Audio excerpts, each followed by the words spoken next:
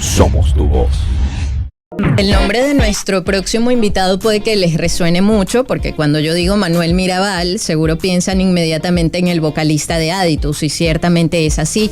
Pero hoy acudimos a él para, a través de su conocimiento en un área en la cual se formó y sabe muchísimo. En el caso de Manuel, por si no lo sabían, él es abogado también.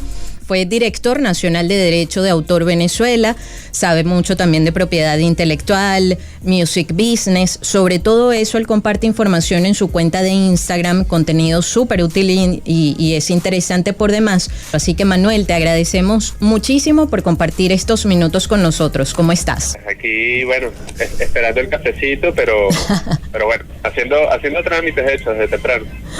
Además, Manuel es muy didáctico, sabe explicarse muy bien, porque saben que esto de las leyes y el derecho a veces no es tan sencillo ni de explicar ni de entender. Y en este caso que se ha hecho viral, el de Rebeca García y su hermano Manuel, queremos tratar de entender cómo se tipifica el acoso en las leyes venezolanas, porque bueno, ciertamente quienes hicieron esta denuncia viral, y se hace viral, es porque recurren a las redes sociales porque no habían tenido respuesta de las autoridades. Por ejemplo, en el caso de Rebeca García decían que no podían hacer nada porque no hay ninguna ley que proteja al acoso de una mujer contra otra mujer.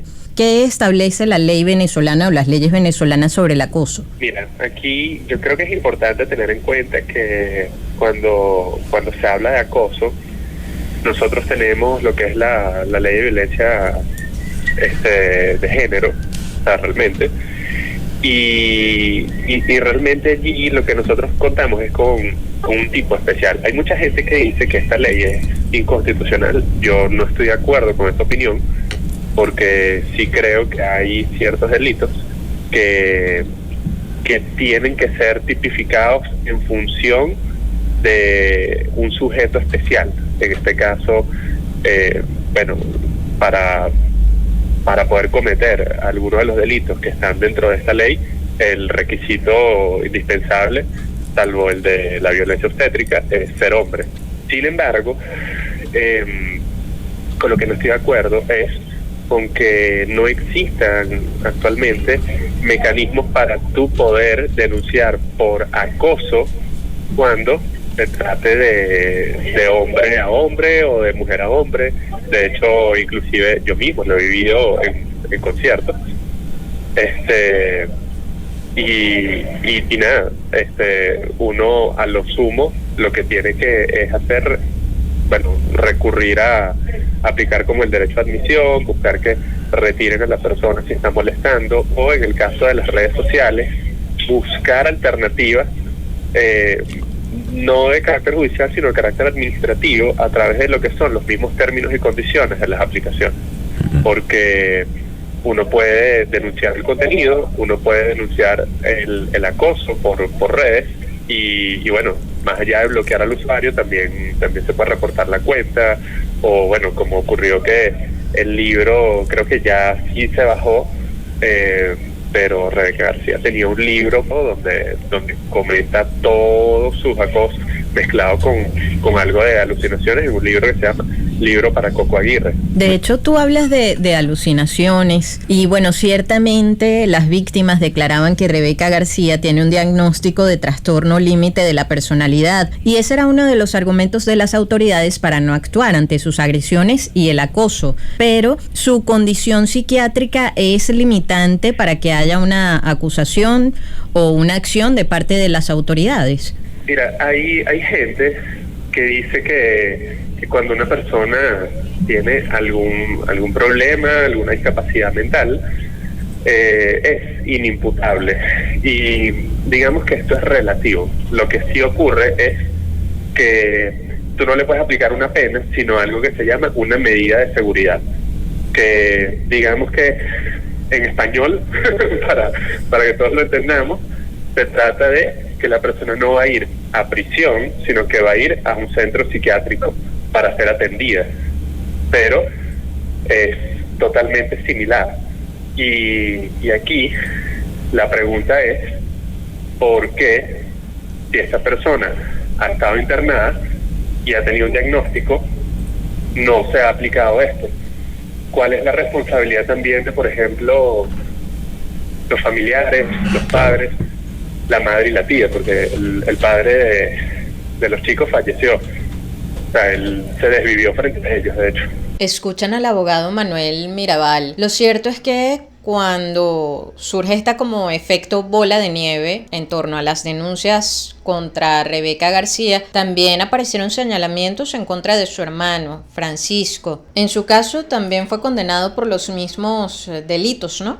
Bueno, el hermano, ellos eran socios del club de La Lagunita Country Club, y allí él se metía en los baños a buscar a niños para tomarle fotos, tomaba una cantidad de actividades más. De hecho, hace poco empezaron a hacer publicaciones con Giampiero Fusco, porque ellos estuvieron metidos en el campamento de Giampiero Fusco, el de Divino, el que come carne cruda. Y el mismo Giampiero dice que notó que había un comportamiento totalmente inusual, pero decidieron como que hacer la vista gorda, simplemente como que estar atentos. Están escuchando al abogado Manuel Mirabal. Otra cosa, Manuel, porque bueno, ya cuando se hace viral el caso y el Ministerio Público atiende las denuncias de las víctimas, se libra una orden de detención, pero por incitación al odio y por lo que tú dices, ¿no? Exhibición de pornografía infantil, pero habiendo tantas denuncias y hasta evidencias de acoso, ¿por qué no se incluye el acoso? Justamente porque no encuentran cómo no encuentran cómo colocarlo, o sea, de manera que encuadren algún tipo penal. Y es lo que particularmente me llama la atención. De hecho, yo hago un llamado justamente que se legisle sobre esto en la Asamblea Nacional. No hay ningún problema en que exista, y esto yo creo que es importante tenerlo en cuenta, porque hay mucha gente que dice que la ley de violencia de género es inconstitucional, y no lo es. Pero bueno, se puede tener un tipo de sanción para lo que es el acoso en función de que existe una violencia de género, y tiene que haber una sanción de repente menor en el caso de que sea entre mujeres o en que sea de mujer a hombre o entre hombres. O sea, tiene que haber una figura donde eso se penalice, porque no está bien. De hecho, la otra figura con la cual se les está, digamos, emitiendo la orden de aprehensión es la de agavillamiento, que es cuando dos o más personas se asocian para delinquir, porque justamente ellos se han puesto de acuerdo, o sea, tal cual es una cofradía para poder acosar a la gente. El acoso es una figura muy compleja, porque el acoso se vive de manera personal. Entonces, claro, el cómo categorizar el acoso tiene que ver con un análisis subjetivo que tiene, a su vez, que poder ser comprobable de forma objetiva. Entonces, claro, es complejo justamente, pero bueno, a ver, yo creo que todos estamos conscientes de que existe, inclusive, bueno, se habla muchísimo de los tipos de acoso, por ejemplo, en los casos escolares, que se llaman el bullying, y se tienen que tomar medidas justamente sobre este tipo de casos, porque al final todos podemos ser víctimas de ello. Inclusive hay personas que hasta pueden ser victimarios sin darse cuenta, bajo la figura de lo que llaman el chalequeo o echar broma.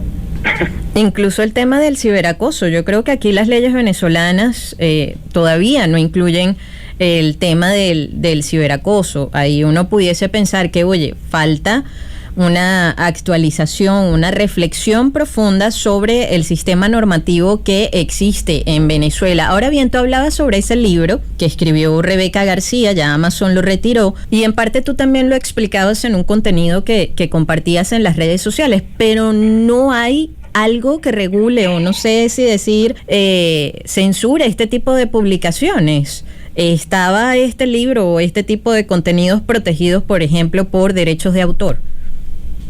Claro, lo que pasa es que hay dos cosas que tenemos que diferenciar. Por un lado está los derechos de autor que recaen sobre una obra, si esta tiene originalidad o no. El derecho de autor nace con la creación de la obra, no con ningún tipo de registro, a diferencia de las marcas y las patentes. Entonces, vamos a decir que, salvo prueba en contrario, se presume que eso está protegido por derechos de autor. Y justamente es lo que yo menciono, de que si, por ejemplo, se decreta que esta persona no está, digamos, en un uso de su capacidad mental para poder razonar, uno no podría, digamos, alegar que existe una originalidad en lo que ella está haciendo. O sea, es como esto es un producto de cualquier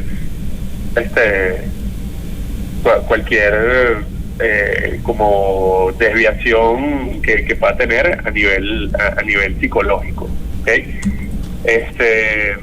Por otro lado, la censura tiene que ver con la comercialización de los contenidos. Y aquí es donde yo hago un llamado, porque ¿qué ocurre? Yo puedo publicar un libro como independiente. Yo escribo un libro hoy y me organizo, armo mi cuenta en Amazon, lo publico, y lo que me van a pedir para poder aprobar eso son que si el título, un código ISBN, si no lo tengo me lo proporcionan, la cédula, o sea, me van a pedir requisitos de forma, pero no hay un análisis de fondo, lo cual también tiene en parte su razón, y esta razón viene motivada principalmente a que tú necesitas que el mercado de algún modo camine, o sea, que fluya. No puedes paralizar todo, porque si no, la velocidad a la que se comercializarían las cosas no sería la más idónea. Pero igualmente tú tienes que tener un análisis de fondo, así como ocurre con las canciones. Cuando yo voy a subir una canción, a mí el agregador a través del cual yo voy a subir la canción me pregunta si la letra es explícita o no. ¿Para qué? Para ellos colocar la etiqueta, porque también puede haber un tipo de censura allí. Entonces, con este libro no hay ninguna censura, se publicó, de hecho se publicó como 6 veces, y bueno, hay gente que incluso lo ha descargado y ha publicado fragmentos que yo no quise hacerlo en el video porque realmente son muy desagradables. Están. Y es donde yo digo, ¿dónde está el límite? Porque no es aplaudir ni hacer un llamado a la censura, que eso es delicado, pero sí tiene que haber un grado de la misma, porque por la misma razón de que en ciertos horarios no pasan algunos tipos de contenido, o de repente aquí en la radio procuramos no decir ninguna obscenidad ni ninguna palabra maldita. Yo digo que la responsabilidad tiene que recaer sobre todo en el padre, porque, a ver, estas personas, tanto Francisco como Rebeca, entiendo que estuvieron internados en un psiquiátrico, que estos problemas están ya arraigados a lo largo del tiempo. O sea, por ejemplo, Coco Aguirre tenía más de 7 años siendo acosada, y los familiares le decían que no le prestara atención, que le dijera que tenía novio, así como tratando de colocar un paño de agua tibia allí. Los familiares son los que les daban vehículos, les daban membresías a clubes, les daban dinero para poder comprar las sustancias estupefacientes que compraban. Y entonces yo digo, bueno, a ver, claro, para armar todo esto y subir el contenido, tienen que posiblemente asociar una tarjeta de crédito, tienen que hacer cosas que estas personas que no trabajan, que no generan ingresos, tienen que depender de otras para ello. Y es donde yo digo, bueno, a ver, la orden de aprehensión salió contra estas 2 personas, pero ¿qué ocurre con el resto que han sido también como facilitadores en todo este proceso? Ahora, Manuel, fíjate, tú hablabas que habías tenido el primer acercamiento con el caso Rebeca García en 2022. ¿Qué ocurrió en ese entonces? Y por otra parte, ¿qué piensas sobre esto de que, bueno, al final este tipo de denuncias se tengan que llevar a las redes sociales, es decir, que las redes sociales se hayan convertido en tribuna para hacer este tipo de denuncias y que sean escuchadas frente a la inacción, por ejemplo, de, no sé, el CICPC o el Ministerio Público cuando alguien va a interponer una denuncia? Mira, yo creo que hay que trabajar esto desde muchas aristas, porque hay que formar mejor a los funcionarios que reciben las denuncias para poder abordar estos casos, porque mucha gente al momento de hacer alguna denuncia le da vergüenza o de repente le dicen, ay, pero ¿y tú vas a denunciar que una mujer te está haciendo esto? O sea, es como, de algún modo no está bien, y eso evita pues que la gente quiera ejercer su derecho, porque el derecho existe en la medida en que se ejerce, pero si tú no sientes que hay un acompañamiento de parte de quienes están dispuestos para ello, entonces, bueno, la gente trata de buscar otras vías. De hecho, con las redes sociales, yo pienso que muchas veces ocurre como si fuese una suerte de linchamiento, que el linchamiento es una acción popular, que al final es un delito, pero es como una suerte de linchamiento social a través de las redes. Y la situación es muy compleja. De hecho, yo no he aplaudido ni estoy, no estoy para nada de acuerdo con el hecho de que la gente está ahora dedicada a hacer memes con Rebeca. Eso no está bien. Entonces, claro, otra cosa con respecto a la formación tiene que ver con los funcionarios de seguridad. Vamos al caso de lo del Cuscafé. Cifrina Millennial había denunciado, y a ella le dijeron, bueno, que en efecto, o sea, pusieron una alerta, que no podían hacer nada en ese momento. Pero es que, a ver, estamos hablando de funcionarios de seguridad que son buenos en su trabajo, pero la formación a nivel normativo para esto difícilmente la tengan. Difícilmente lo hubiese tenido también un policía, porque no es algo a lo que se enfrenten con cotidianidad. Entonces, bueno, justamente cuando yo hablo con Cifrina Millennial, me muestra la carta donde decía todas las barbaridades que decía. Me mencionan que había otras chicas que estaban siendo también acosadas por ella, y me mencionan el caso de Daniela Barranco, y que Daniela tenía una denuncia contra ella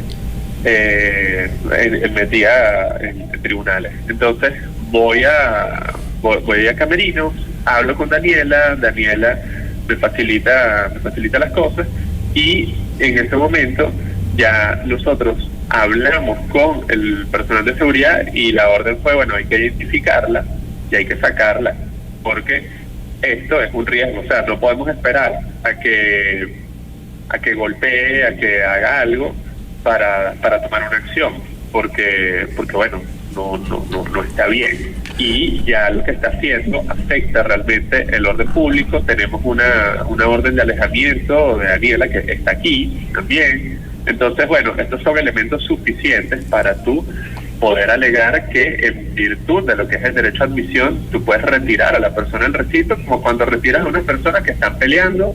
Escuchan a Manuel Mirabal, él es abogado, fue director nacional de Derecho de Autor Venezuela.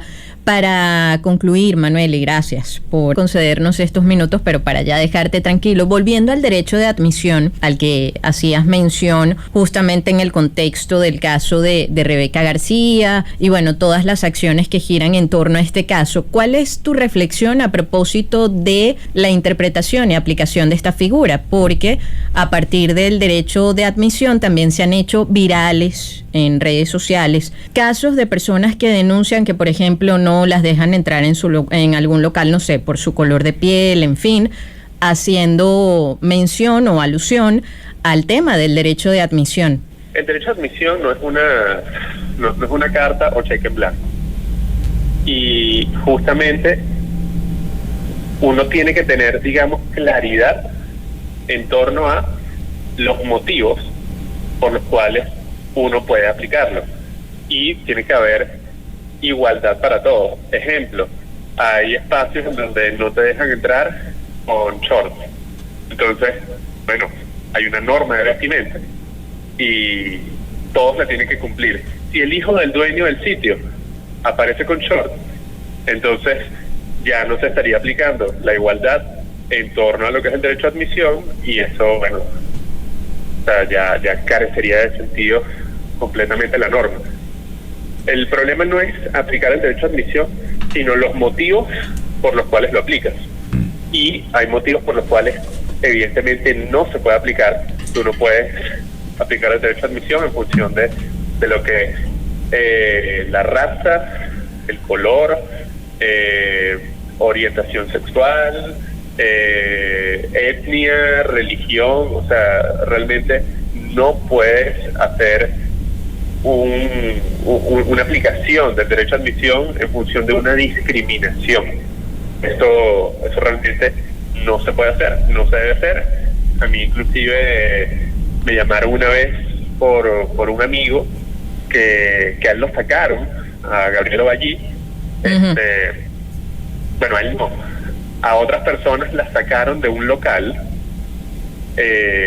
por su orientación sexual, y después me llaman a mí del local para ver si yo podía ir allá junto con el doctor Gabriel, porque bueno, Gabriel es mi amigo, y yo no entendía.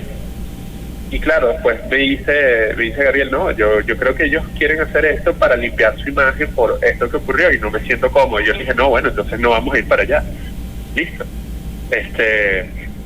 Realmente es complejo, y yo siento que hay temas o digamos escenarios, sobre todo cuando hablamos de orientación sexual. Ahí tenemos por ejemplo, a Joy y Nakaris Portal, que es la escritora de Yahoo Ediciones, una influencer con millones de seguidores, escritora maravillosa, y ellas dos son parejas y tienen morochos, y hace poco estaban narrando toda su travesía para poder ser admitidas en un club, donde decían que no podían hacerlo porque tenían que inscribirse como madres solteras. Y es muy difícil, o sea, es un tema muy complicado, pero yo creo que en la medida en que nosotros vamos ejerciendo presión y entendemos que esto es parte, digamos, de una normalidad que no daña a otros y que el daño lo genera más bien esta discriminación, es que podemos llegar a tener un mundo. Inmensamente agradecidos por haber compartido estos minutos con nosotros. No, igualmente agradecido por acá. Manuel Mirabal, amigos oyentes a quien escuchaban, sí, él es el vocalista de Aditus, pero también es abogado experto en estos temas, fue director nacional de Derecho de Autor Venezuela y sabe también sobre propiedad intelectual y music business. Queremos escuchar tu voz. 0414-119-7230. Envíanos un SMS o WhatsApp con tu comentario o denuncia. 0414-119-7230.